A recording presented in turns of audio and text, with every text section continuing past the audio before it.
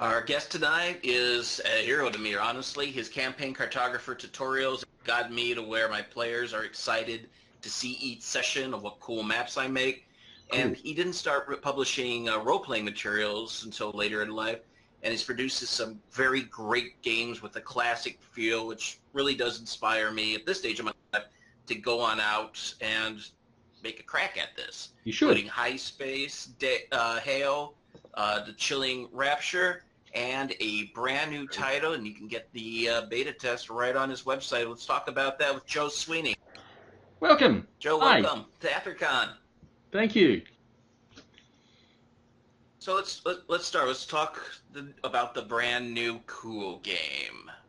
Right. Deniable. Deniable we've been working on it for just a little over a year now, and it actually came out of our Wednesday night gaming group. On Wednesday night, I play with a guy called Stuart McDermott and a couple of his buddies and a few of my old buddies, and it's our narrative gaming night because I like crunchy rule systems, but I also love narrative rule systems.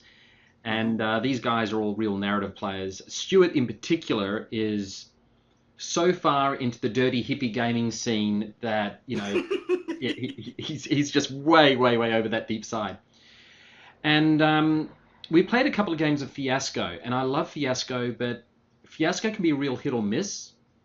And we were talking about it, and we were saying what we need is a game that plays like Lock, Stock, and Two Smoking Barrels. It plays like Spy. It plays like these British thrillers, because they're the ones who really master this dark sense of humor.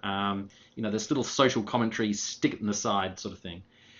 But to do that, we thought we needed a bit more structure. So between the two of us, we heavily modified Dungeon World, and in fact, it's Apocalypse World. We really went back all the way there.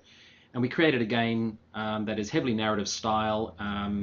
Part of the rule system is you're not allowed to plan as a GM. You actually can't go into it with any plans, although that's sort of, yeah, it depends on the GM. And we created Deniable, and it really is about playing those. It's about playing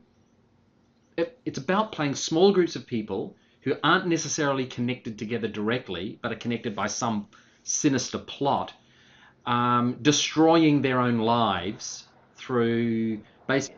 Out of the box, you play down and out Londoners. You play, you know, the East Enders. These are not good spies. These are just average idiots, and and many of them are idiots. And they have to balance doing these nefarious jobs for a very dodgy agency for national interest, and they don't really know what that is.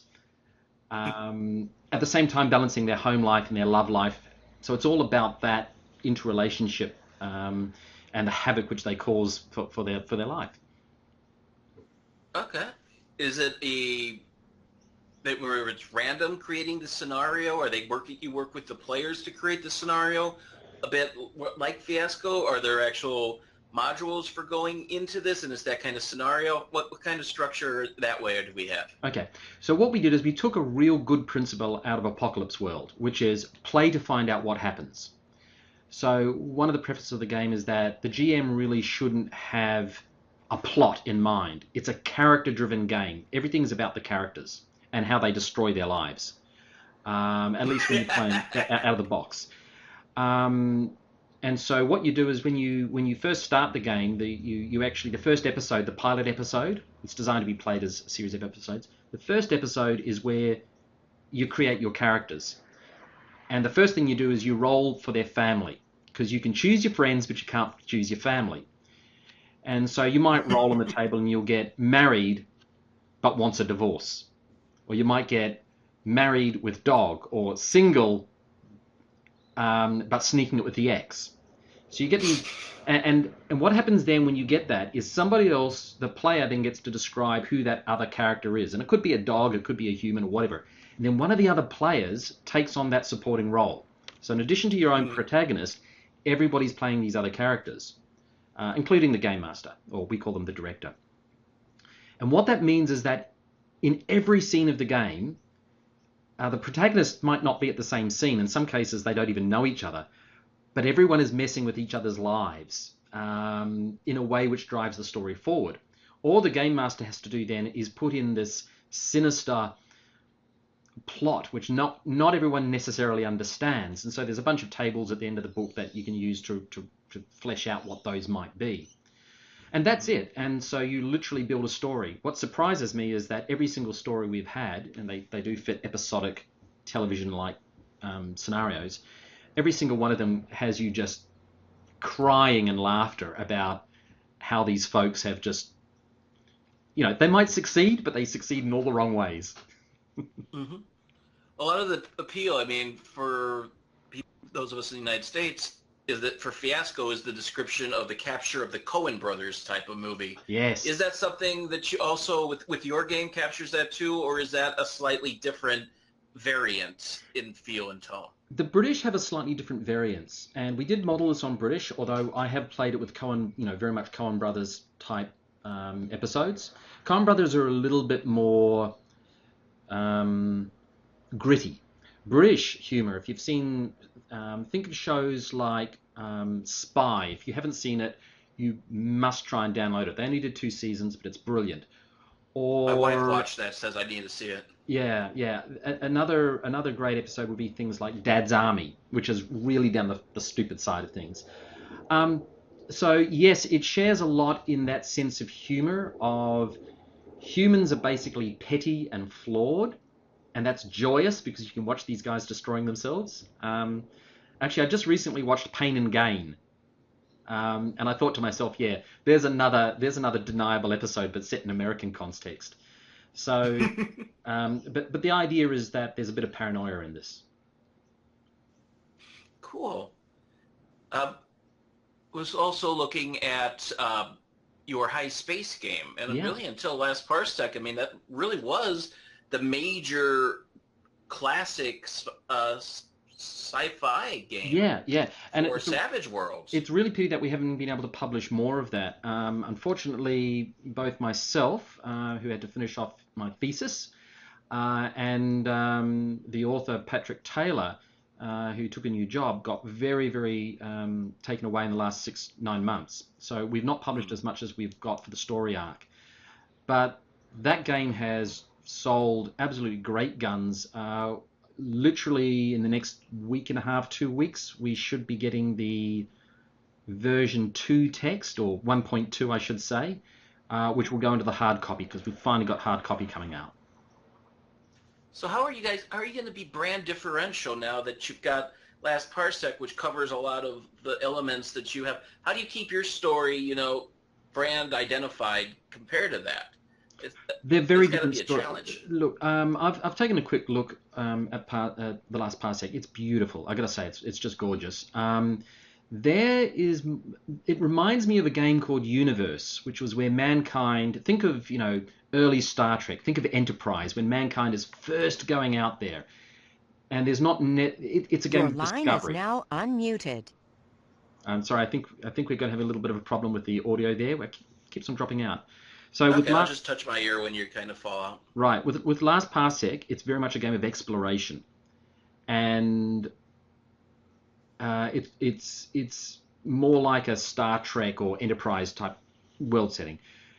High Space is very much the far opposite end of that. It's very much Ian Banks. It's this huge pandemonium of intelligences. It's a much broader, more classic sci-fi, 1930s, 1960s space opera.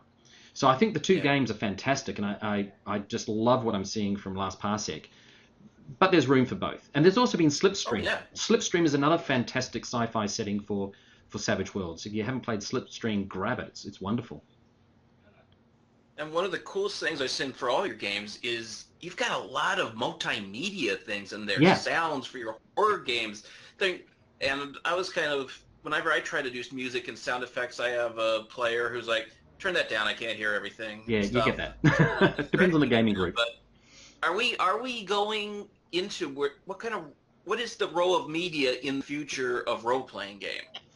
Or are we just playing with new toys? Okay, I won't pretend to know where the future's going with this.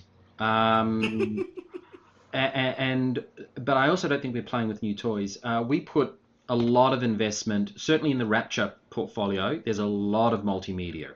In one of the adventures we put out, one of these big sandbox adventures called Transit to Perdition, we actually had, like a video game, we had audio recording clues that we would play, and we got voice actors to work with us on that. I think that these add something to the table for certain game groups. I think they add a lot to the table for virtual tabletops. We also include printable things like security badge names and so forth, little tweaks and maps and all the rest of it. But we try and create them in a way which will add to the gaming experience. So we want to bring in little elements that we've learned from video gaming and see how they play out at the table. At the same time as that, I'm a real old school gamer. I love getting physically together with people. This is not a natural experience for me doing online games. Mm-hmm. But the only way we're going to keep our hobby alive is to really embrace tele gaming, bringing people together.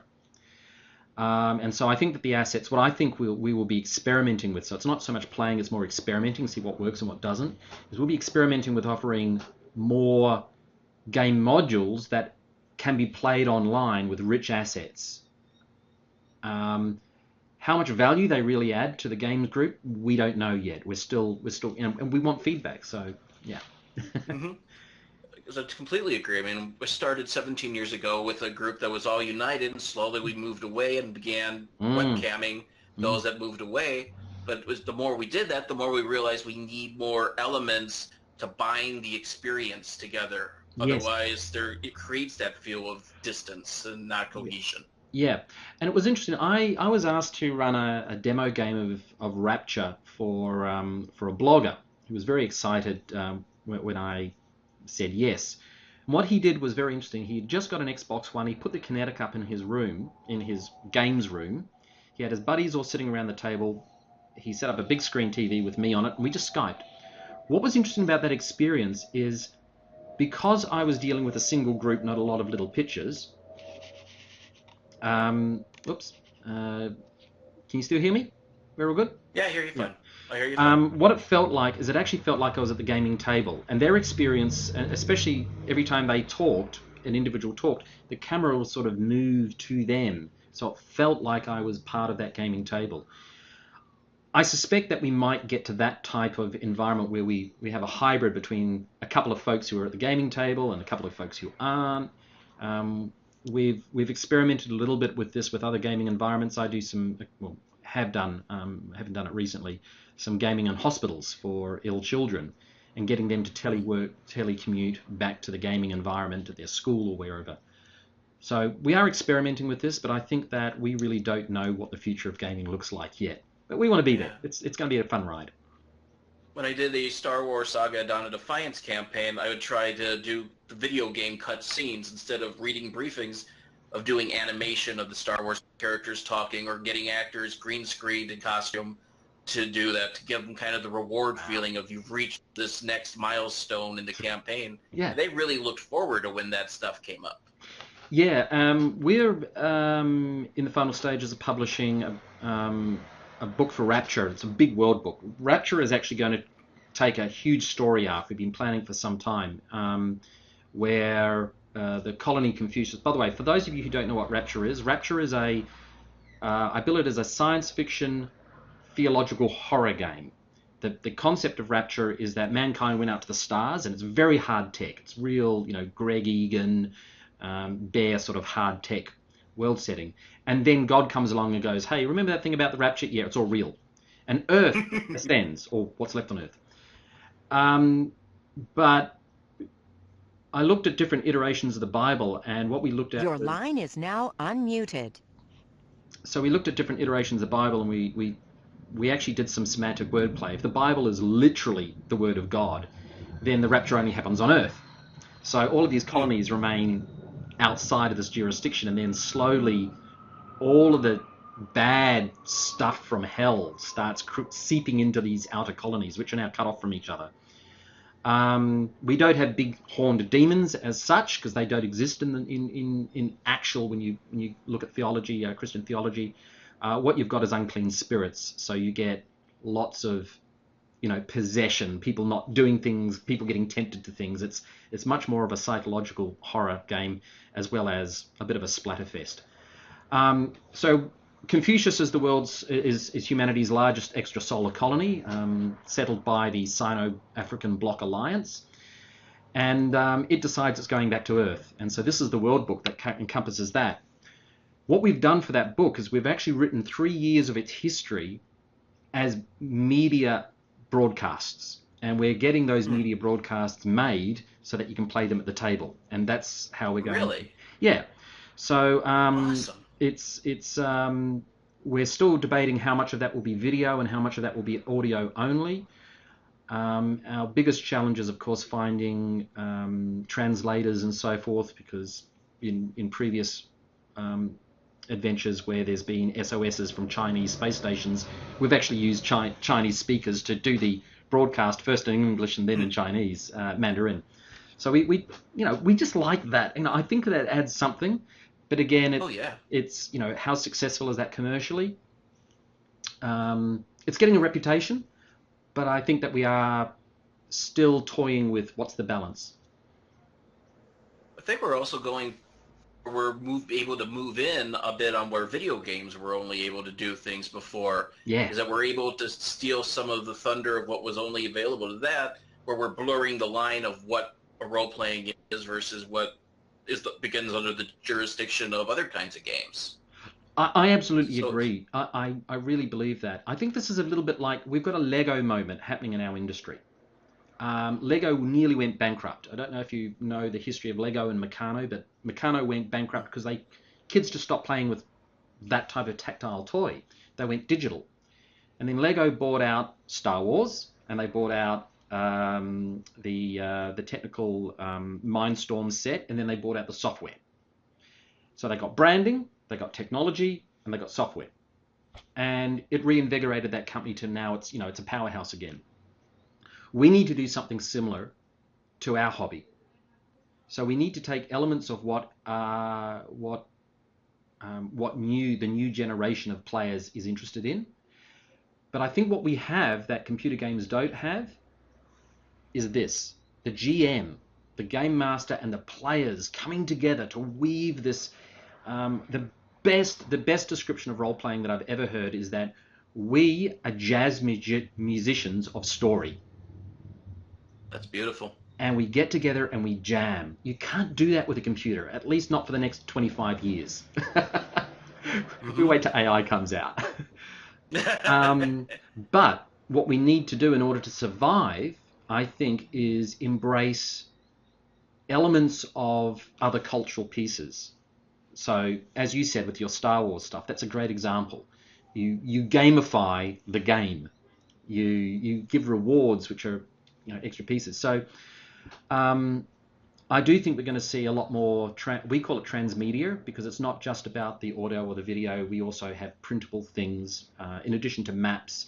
One of the things that we do around the gaming table a lot is I have schematics of the spaceships, and I'll actually display them and hand out a couple of gaming tablets, iPads, whatever, and let people zoom in and zoom out on different levels like they're actually got the tech in their hands.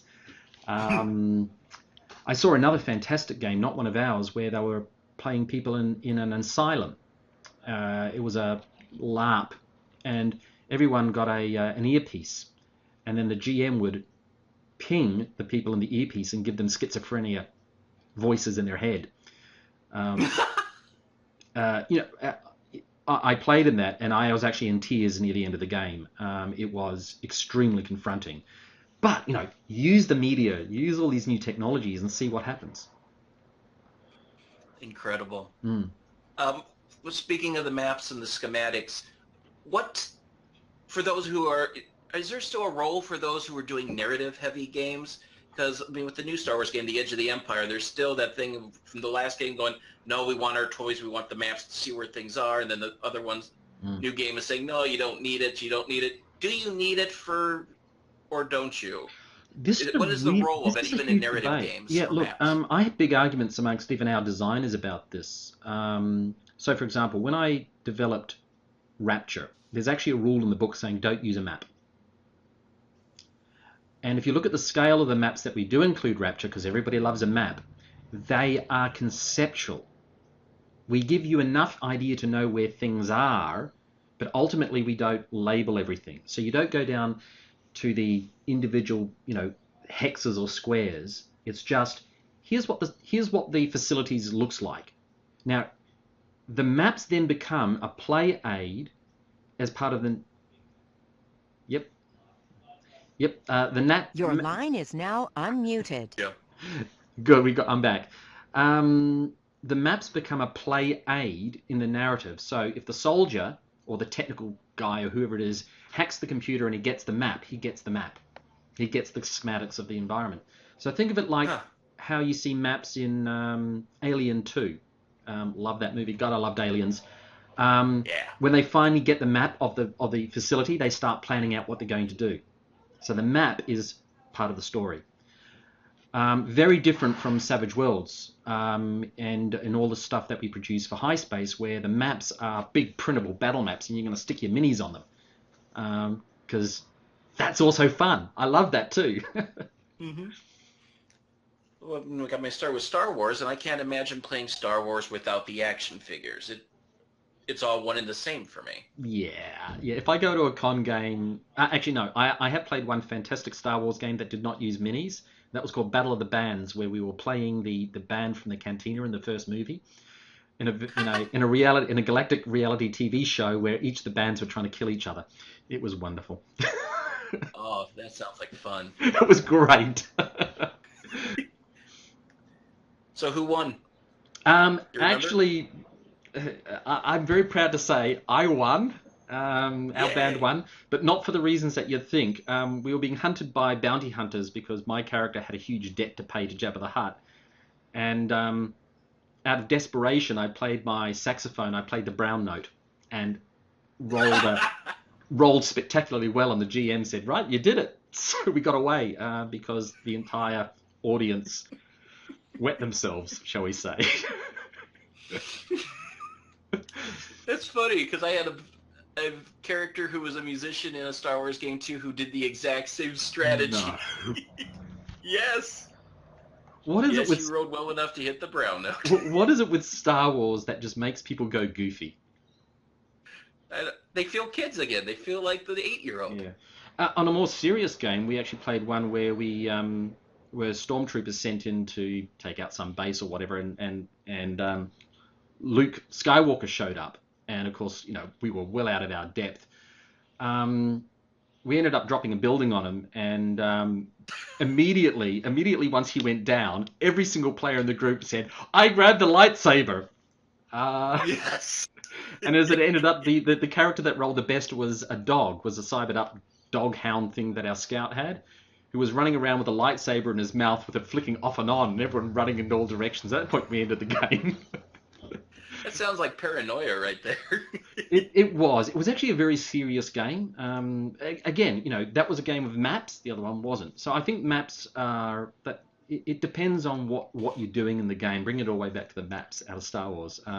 If the game, it's not so much the setting, but it's the genre, it's the type of game you're playing that makes your choice of maps important. Going back to Rapture, I was very intrigued by the description. Did I read this right? Characters are encouraged to sacrifice their characters, and no. So you shouldn't be getting attached to it, or am I reading it wrong? No, almost right.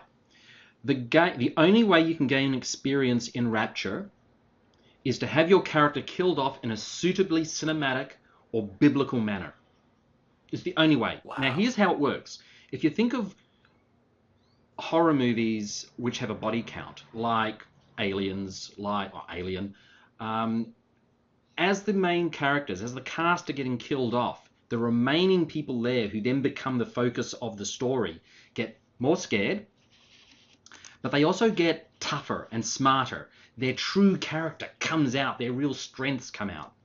And that's what that's the mechanic in Rapture. So what we encourage players to do is treat their characters as disposable assets that drive the story. Now, that doesn't mean you can't have a story arc. Again, take a look at Aliens. Beautiful. This big story arc. Yeah, there's one character who survives most of it. But all around her, she's just, it's just, people are dying all over the place, but it still is a story.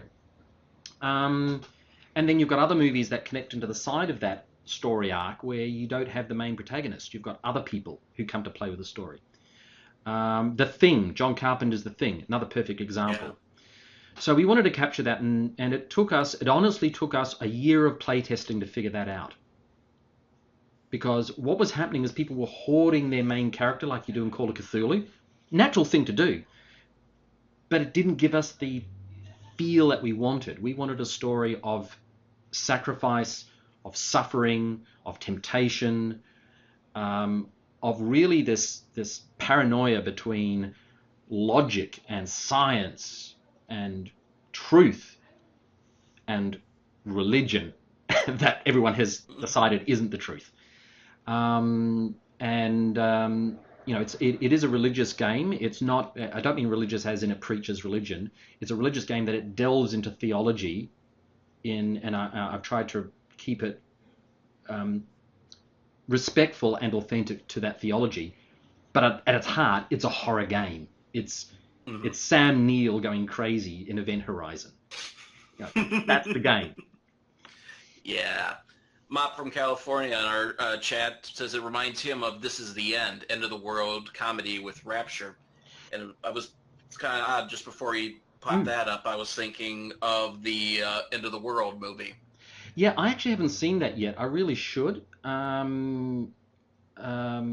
Rapture is funny. I'll have to say that there's a certain joy in brutalizing your characters. So I'll also have to set the scene. Most of humanity does not believe what's happened because in this universe there's a type of communication device called a photonic teleportation array, which incidentally is based on some pretty hard science which is emerging out of MIT, Cambridge, and Queensland University. So this is real tech, well, potentially. And the concept is that you can communicate faster than light if the two pieces that you've created of your transmitter and your receiver were created in one place. So basically, all the colonies in outer space have got these transmitters and these receivers, and there's a point on Earth which connects them.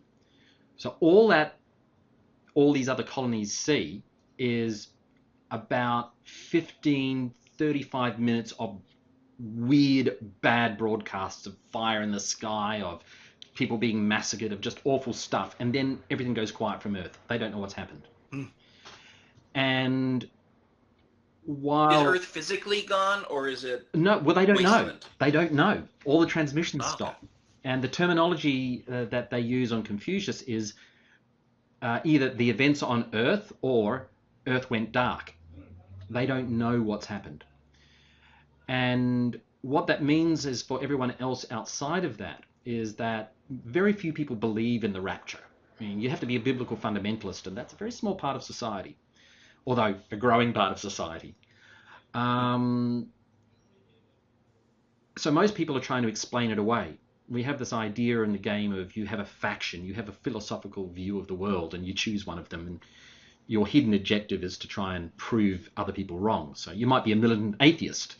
So you want to make sure that the religious guy in your crew is shown to be an idiot or whatever.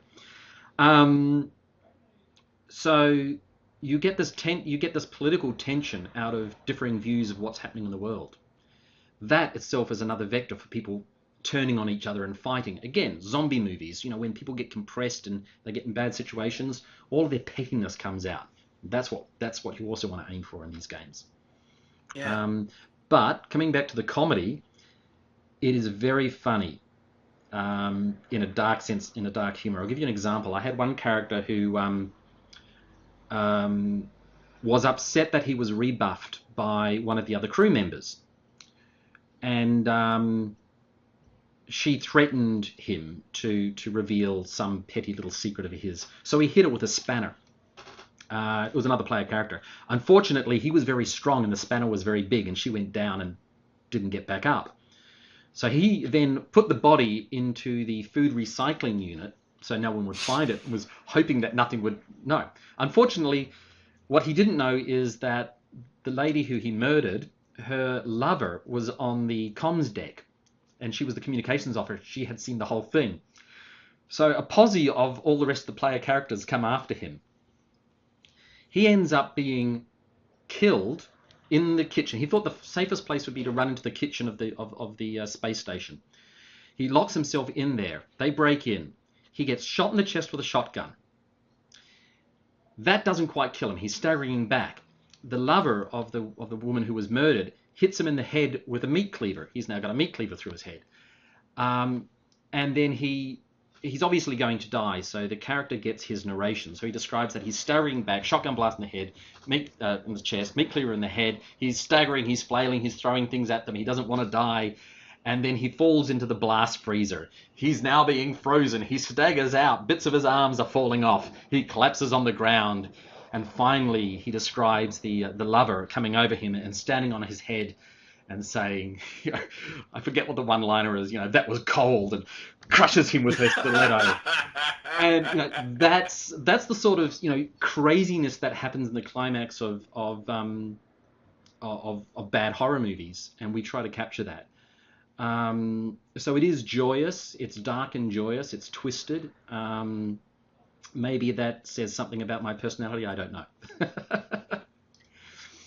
Well, it seems to be a thing that a lot of people are enjoying, games that are kind of letting you go have a little bit of fun with the dark side. It's a little bit of a, it's if we've been a little repressed and we're just kind of getting it out of our systems a little into that kind of thing. Yeah, and I think of been playing lawful good for so long that we're wanting to play the chaotic evils a little bit.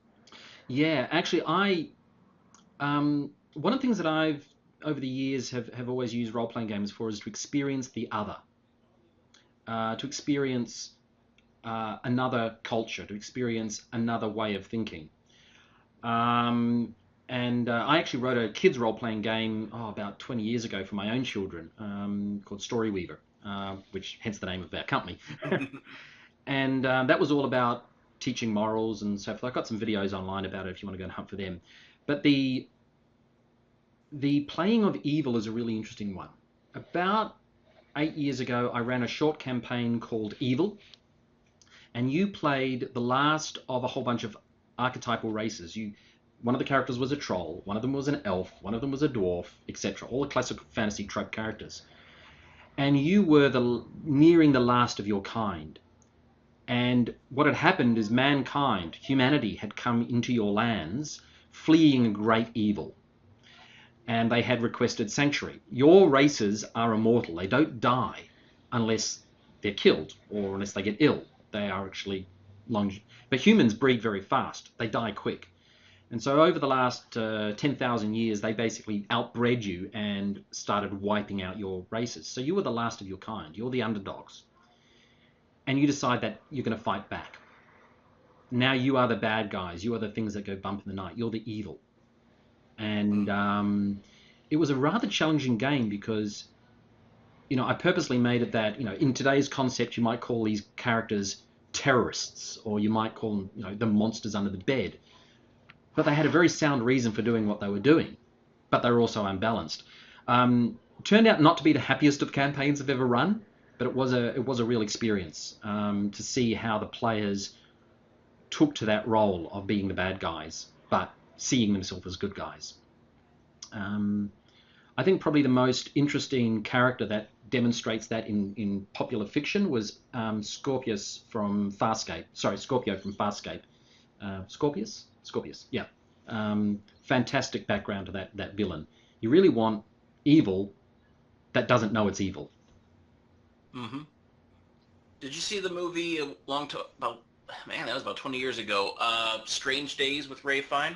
Oh, yes. Beautiful movie. Where the whole idea of the web thing that they put on there is to experience life on the other side. And that's kind of what we're doing with the role-playing is we're giving them that jolt, that feel without the real danger of engaging in these activities that exactly are either socially or violently, not... Yeah. Which is why I've actually used role-playing games I mentioned I did a little bit of work with some hospitals here, where we went into the hospital schools, and what we found is that with the juniors who I was working with, they just love the game. They just have great fun. But we ran Dungeons and Dragons 4th edition with the mostly young women who were suffering self-harm and a whole range of other issues due to eating disorders.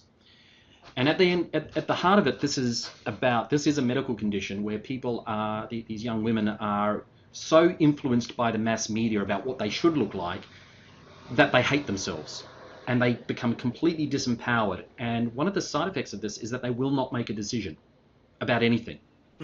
Being asked to make a decision physically disturbs them. And it's incredibly confronting when you see this, and you see what mass media has done to, and it's not an insignificant portion. We were actually surprised. We thought we'd be dealing with kids, with cancer or broken arms or whatever. No, it was predominantly mental health issues. But what happened is when they started playing Dungeons and Dragons, and the guy who ran it was just brilliant. Paul, I've forgotten his surname. Lovely guy. He created the scenario so that the characters were powerful, but they could exhibit this in a sort of pseudo-contemporary fantasy setting. So they were going in to rescue some kids in a school from vampires, but they didn't know they were vampires. And what was amazing, and the health professionals came to us afterwards and said this was just incredible, is because these young girls who will not make decisions, who feel scared of expressing themselves in any way, could take on a fictitious role and then experience being powerful, being a paladin, being, charging in on a giant pig was one of the girls. What happens, though, is they experience that, but it's going through the same mental pathways, and we're talking medical stuff here, real mental pathways that you would if you experience it in person. And they actually started to see this as a form of therapy for these young women. So yes, it's not just experiencing the other from a story. We actually experience it as a conscious entity, and that's I think that's just I did sit in one session where I was almost in tears at the end because it was such a turnaround for this young woman who had never thought that she could experience making powerful decisions that would affect people's lives and having choice and being the ruler, being the emperor, being the and it was just incredible to watch. What an incredible gift to be able to give them too. Yeah, it was fascinating. Awesome. Going into the fantasy, let's talk a second about Hail. The orcs have won. Is this again a walk on the dark side of things of high fantasy? It's a walk on the funny side of things. I sort of frown there because I love Hail. It's actually one of my favorite published games. Outside of Rapture, Deniable, I really love Hail. The concept of Hail is that the orcs won the war against humanity. So think Middle Earth where the orcs won. But then they evolved. And they evolved, the orcs and the gnolls actually. And they evolved into their own culture. So they're sort of like a Romanesque, civilized empire. Mankind are the crazies out in the woods. Halflings are cannibals in the caves. You're careful of cannibals. And the magic is very powerful, and they're psionics. So you've got this scenario where the world is at balance, but it's not quite the regular fantasy. It's almost a more Cockean sort of fantasy setting. But suddenly aliens arrive. Literally, Battlestar Galactica type bad guys arrive. And that's when everything goes crazy. That's when all the power structures that have been built that have kept the peace for thousands of years start to break down. The problem is, and I'm not too sure why Hail didn't sell well. It hasn't been a commercial success. It could have just been at the time that we launched, there was a lot of fantasy content for Savage Worlds. Mm-hmm. It could be that it's just one step a bit too bizarre for people. It's certainly one of the most beautiful products that I've released with Storyweaver. We put a lot of work into the artwork and so forth. But, it hasn't been a commercial success. We would still love to publish more adventures for it, more music and so forth. But unless there's a substantial user base, player base, it can't fly. Okay, cool.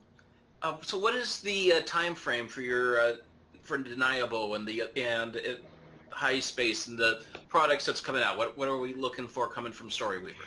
Right. Well, Deniable, literally I was working on the cover this morning. So we've done all the editing from the feedback. We do a lot of playtesting. Most of our games are in playtesting for 18 months. We really get a lot of value from lots and lots of playtesting. And what we took out of Deniable is that it plays really well with big groups when you've got more than 4 people. It plays great as a grim, like more a traditional espionage game or a police procedural. When you've got small groups, it plays better as comedy. But we also noticed that people wanted to take it out of Britain and play it in other settings. So we've created what we call treatments, just the same way that, Nikita La Femme, the movie Nikita was created. Nikita La Femme was turned into an American TV series and a French TV series and so forth. So you can actually Point of no return, the movie. Yeah, and you can play it in different treatments. So we've got we'll be launching with 8 treatments, ranging from one of my favorites, just is where you play American corporate drones in corporations who've decided that they're going to take on fighting terrorism by themselves. Because the lily-livered Senate is not, and the CIA isn't tough enough on terrorism, and you just get dragged into these awful situations. Of course, what counts as terrorism to these corporate heads of enterprise remains to be seen. To one where you're playing, literally Dad's Army. We've got one called Star Cowboys in Space. Yes, it is basically Firefly. So we're rolling out, a bunch of those treatments or playbooks, and we want that to all launch at the same time. So we'll have, in the next couple of weeks, we'll have the cover finalized. That'll go into hardcover prints. So we'll do print tests. And then we'll start distribution. So probably 3 weeks, 4 weeks away. High Space, we've got all the hardcover finally redone. We've had a stream of problems getting InDesign folks to give us print-on-demand book of a quality that we will accept. So High Space, once we've got that into hardcover, we're thinking of doing a Kickstarter so that we can afford to have Patrick come off time and write all the rest of the story arc. There's a big, epic Babylon 5-esque story arc to publish. And that would probably take about a year of modules to a year and a half of modules. So that's the plans for that. High Space should be in print within, I'm hoping, a month and a half. Did you ever think you would be having this talk where you would be saying what you just said? How long, being able to say, I have this line coming, I have this product coming out, this is going to be going, we're Kickstartering this. To be honest, How does it feel to be able to say that, Look, that's a really good question. I hadn't thought of that. Storyweaver actually has it's a strange question because Storyweaver isn't like a traditional games company. I didn't set it up like that. What happened is I published Rapture because I really wanted to publish Rapture. And the story behind where Rapture comes from is an interesting one. Basically, I'd run at a convention an 8-part game with different gaming groups, but it was an 8-part story arc called Alien versus Predator. It was actually Alien versus Predator versus Terminator versus Batman, but that was beside the point. And in that, every game group that sat down at the table had the choice. Before they knew what had happened in the past, they had the choice. Play Predators or play Space Marines, play the UMC. And there was different sets of rules for the different characters, depending on what you did. The Predators were all about honor and gaining this status, and the Space Marines were all about surviving and getting scared. We were driving home. Australia's a big place, and it takes us about 3 hours to drive to this convention. We were driving home and we were saying how it really, really worked well. We'd love to publish that because it worked really well. But what we didn't have, we couldn't use that license. So we started brainstorming what would a similar scenario look like if it was hard science fiction. Rapture was born. After publishing Rapture, I realized that there was a whole bunch of other writers that I'd met who'd never published. They had great stuff at cons. You meet people who write the most beautiful and creative, mind-bending stuff at cons, but they're scared to publish. And it literally is a fear thing. So we said, right, what Storyweaver will do is we will... Oh, at the same time, I'd also been getting offers to write for games companies, I was just appalled at what they were offering. Mind you, I'm on a very high salary job in my partnership business. So I just looked at that and go, nah, it's not worth it. So what I thought to myself is what we need is a company that would help writers publish games that are very high quality. We don't want to skimp on quality. Encourage them to express themselves and be known and have a great time. Like Patrick is just a brilliant writer. But make sure that the majority of the revenue goes to those creative sources. So we give 70% of all of our income goes back to the creators, the people who actually worked on the product. So as a publisher, I wouldn't say this is a hobby. It's a passion. But it's a very different sort of, we're not out there to have a huge bottom line. What we're there to be is every game has to be self-funding. It has to make a profit. And that profit is pushed back into marketing and creation of new games and bringing in new writers and coaching new writers to bring them up to speed. And so it's, did I think I'd be having this discussion? No, not really. But it's sort of, it's not the goal of the business. The business is not just there to publish. It's actually to allow great writers to express themselves. Awesome. Any last thoughts you'd like to share with us, Joe? Look, no, the one thing I would like to say is if anyone out there is listening to this and they're thinking, if they've written something or a con game and they think that it'll be a great to publish, do publish it. One of my very good friends, Angelus Morningstar, is just publishing Eidolon. He's been working on it for 6 years. It is just an astounding piece of work. And I helped work with him through parts of that, getting him out there. The more that you publish, I love seeing lots of competitors and I love seeing lots of indie games companies. And if you're thinking of publishing either yourself through an indie or the major publisher, drop me a line. I'm happy to give you my experiences and my advice. And if you want, come and talk to us about, we're always happy to look for new content, new games to publish. We are very choosy, but we will certainly take a look at everything.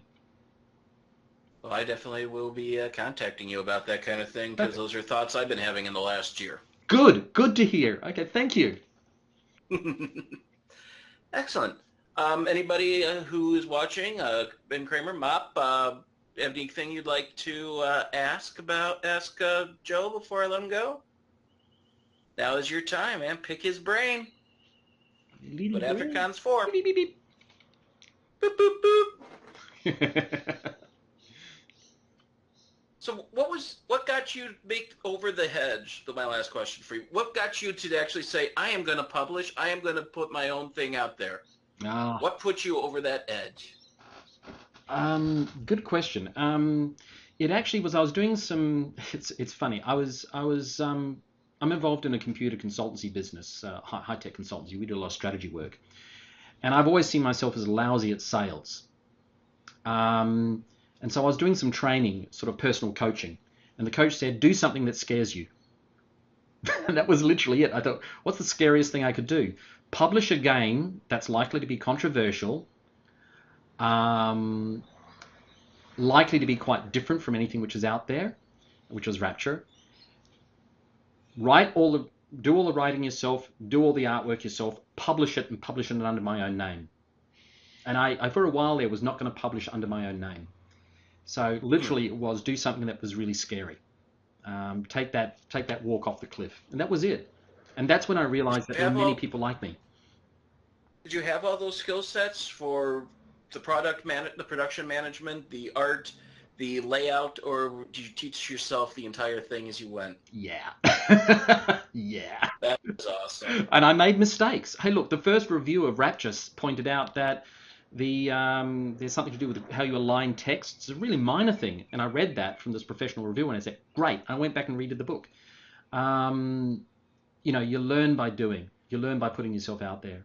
The main thing is that many people who are geeks like us want to get it right. We always want to make sure that we get it right because we're so used to being, on the outskirts of mainstream. We're very conscious about how we present ourselves. So making a risk, getting things wrong, very, very confronting to us. That was certainly my journey. So yeah, Rapture was actually a personal project more than anything else. So, okay, now Stephen, I see Stephen Jacobs is there. Yes. Stephen, what's your question? Type it on in.